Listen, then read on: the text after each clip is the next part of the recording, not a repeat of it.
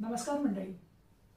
आपल्या दैनंदिन आयुष्यामध्ये आपण खूप प्रयत्न करत असतो, पण कधी कधी यश नाही मिळत आपल्याला.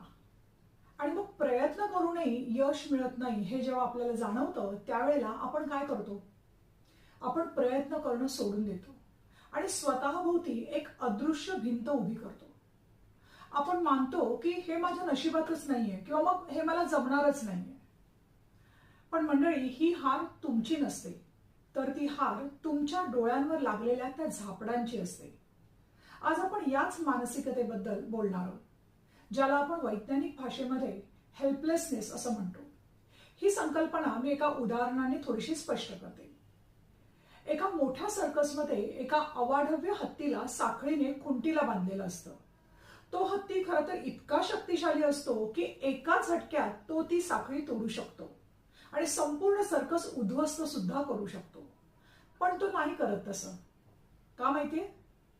कारण जेव्हा तो हत्ती छोटा असतो तेव्हा त्याला साखळीने बांधलं जातं.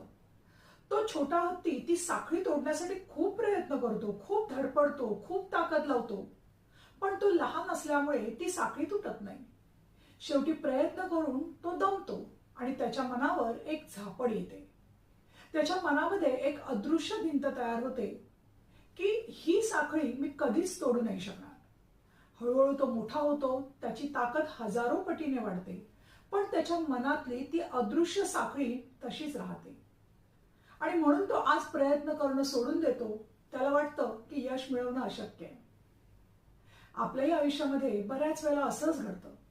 म्हणजे आपण एखादी परीक्षा देतो, त्यामध्ये अपयश येतं, किंवा मग खूप उत्साहाने एखादा व्यवसाय सुरू करतो, त्याच्यामध्ये नुकसान होतं.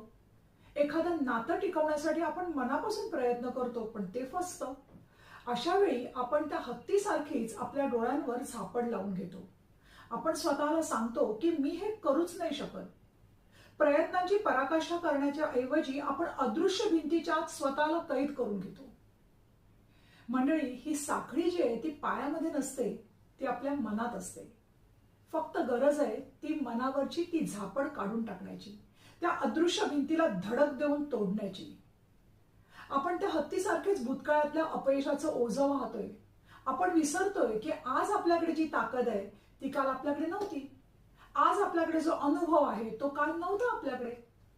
मंडळी, जग तुम्हाला तेव्हाच हरवू शकतं जेव्हा तुम्ही स्वतःहून गुडघे टेकता, साखळदंड तोडा आणि पुन्हा एकदा मैदानात उतरा.